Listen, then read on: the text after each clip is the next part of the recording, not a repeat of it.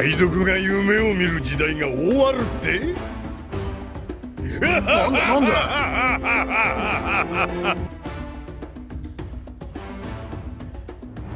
人の夢は終わらねえ。 Dreams might seem like a luxury, something you can't afford due to the relentless grind of everyday life, an unattainable ideal serving as a distraction from the constant negativity you're exposed to. But what if I told you that dreams offer hope, purpose and direction unlike anything else? What if I told you that dreams are a form of liberation? Would you then allow yourself to dream? In the One Piece world, dreams are everything. They're a source of strength and resilience. They're something worth living for, and even worth dying for.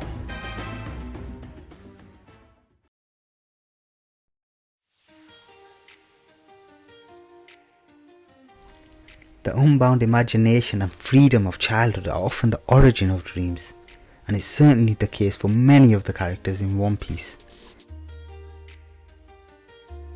Before doubt, before fear, before the world tells you what you can do and what you can't do, dreams are pure. And we see this innocence in Nami's childhood. Her love and talent for cartography lead her to drawing a map of her village, and she declares with the most adorable smile her dream of setting sail on the seas and drawing a map of the entire world. Bellmere matches Nami's smile and offers encouragement, explaining how this map of their village is the first step towards achieving her dream. Sanji's dream is also born from a childlike wonder. When working in the kitchen of a cruise ship, yes, as a child, whilst racking up them years of experience for his CV, he reads about a mythical place where all the seas meet and all the fish in the ocean exist, called the All Blue. He is laughed at by the other chefs for believing in such a fantasy, but he refuses to let their doubts shake his faith. Zoro's dreams stem from his competitive nature and his bond with his childhood best friend and rival, Kuina, who he could never defeat in a duel. He saw her emotional one day, and she told him that she couldn't be the world's greatest swordsman because she was a girl. And shout out feminist Zoro, because he refused to accept these limitations, and instead the two of them shared a promise that one of them will be the world's greatest swordsman and they'd fight for the title. This promise, sealed with a handshake, defined Zoro's journey and shaped his character. And of course, Luffy, who was inspired by Shanks, and he told Shanks that he was going to be an even greater pirate than him one day. And Shanks, seeing something special in Luffy, gave him the motivation to get started. He gifted him the straw hat and asked him to return it when they meet on the seas as great pirates. This straw hat became a symbol not only for Luffy's dream but the dreams of his entire crew, and a symbol of liberation for all the people Luffy helped free along the way. A lesson we can take from this is to dream like a child. Do not be afraid to dream big. Do not limit yourself, and whether you're encouraged like Nami or discouraged like Sanji, your dreams are the keys to freedom, so hold on to them and see where they take you.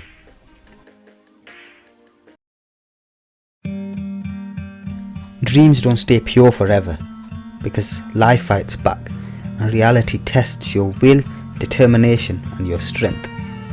And One Piece doesn't shy away from showing you just how harsh reality can be.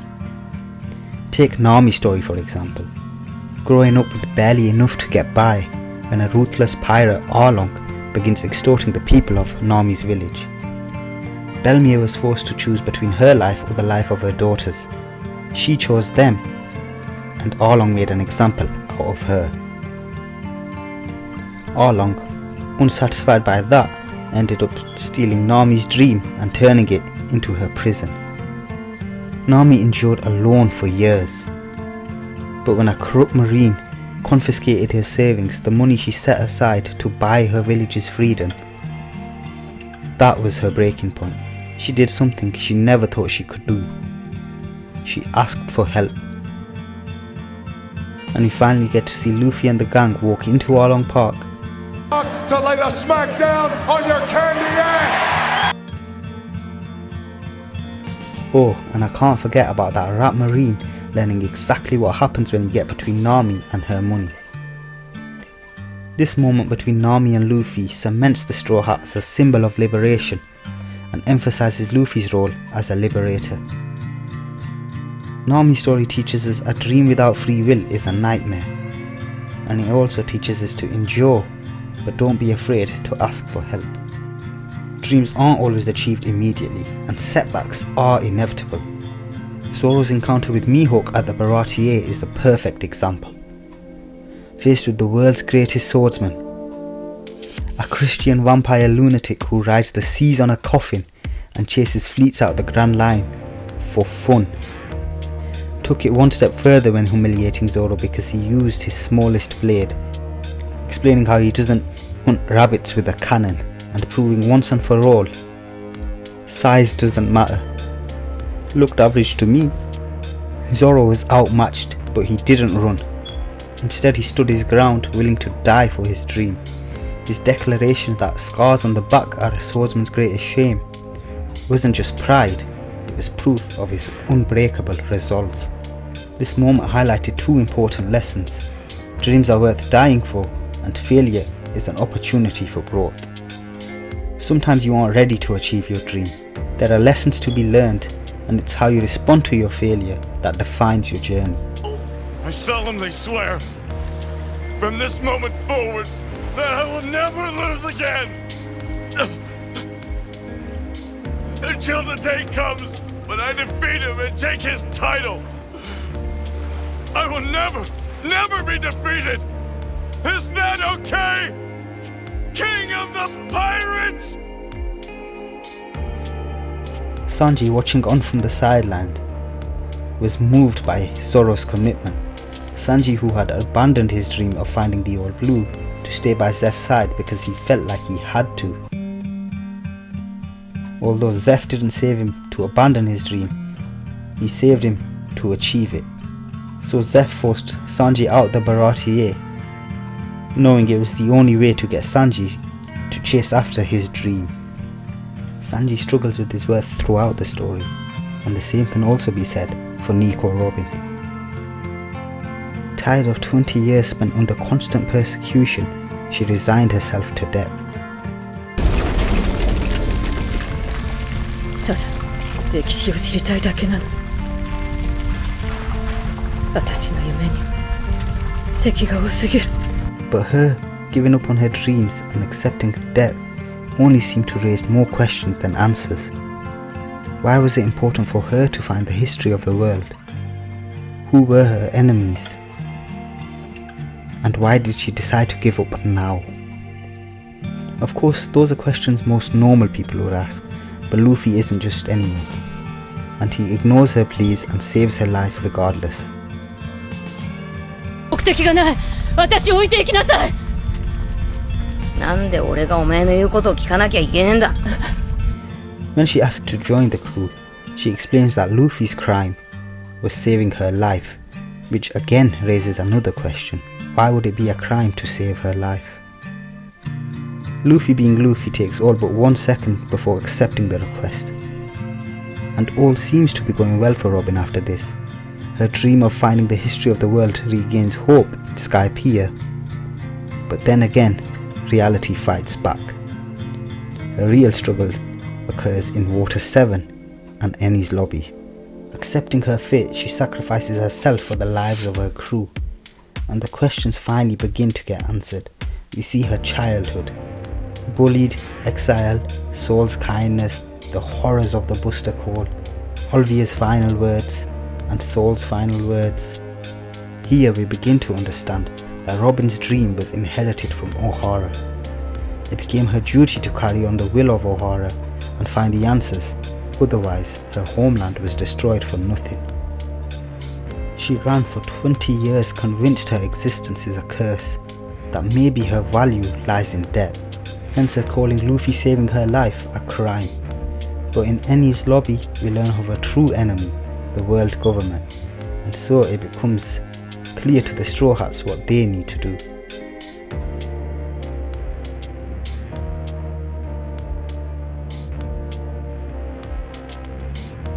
Luffy rebels against oppression in any form, telling Robin if she really wanted to die, she can die after he saves her. For Luffy, this is about freedom. He'd never force anyone to do what they don't want to, but she has to define for herself what she wants to do. Not him, and certainly not this weasel Chief Spandex. For years, Robin believed it was her only purpose to carry on O'Hara's burden, that her existence was a curse, but for the first time since Soul, somebody was fighting not for her knowledge, but for her. And in that moment, Robin dared to do something she had never done before. She chose herself. I want to live! Robin thought for years her dream was to uncover the Void Century, but when she stood on Ennie's lobby, faced with certain death, she realised her true dream was not history, not knowledge, but simply the right to exist with her friends.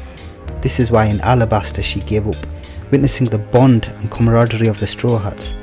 Having herself just been betrayed by Crocodile, she finally lost faith in Soul's words. She saw the Straw Hats had what she's always wanted, and now she finally has it. Luffy's unwavering faith reignites her dreams. She doesn't just want to survive because she feels like she has to. She wants to live. The will of her captain and the will of her crew sparks the fight back in Robin, and she finally gets to cash in them receipts on Chief Spandex, folding that weasel in half like a deck chair. Robin's story is a painful one of worth and duty. All her life she believed it was her duty to carry on, for O'Hara, for her mother. But what truly kept her going were Soul's words, the dream of one day finding friends who would protect her. My friends are strong. I know they'll protect me no matter what may happen. And even friends who rely on her. There are people in this world who need me, who love me and rely on me, and I'd do anything for them. Anything. The lesson here is that your past doesn't define you, nor do the words other people hurl at you. You get to choose who you are and what you're going to do. Robin inheriting her dream is not unique to her. Inherited will is touched on throughout One Piece. Whether it's the will of D, a mystery still, but a clan of incredible individuals began 800 years ago by Joy Boy and still continues to this day. The One Piece itself, the ultimate dream that all pirates have a different understanding of, was inherited from Goldie Roger. Otohime and Fisher Tiger's dream of equality for fishmen still lives through Sarahoshi and Jinbei. And even Zoro's dreams fall squarely on his shoulders after the death of Kuina. Dreams are more than ambition, and in One Piece, as in life, dreams are the heartbeat of freedom. If you want to see the blog post that inspired this video, there'll be a link in the description.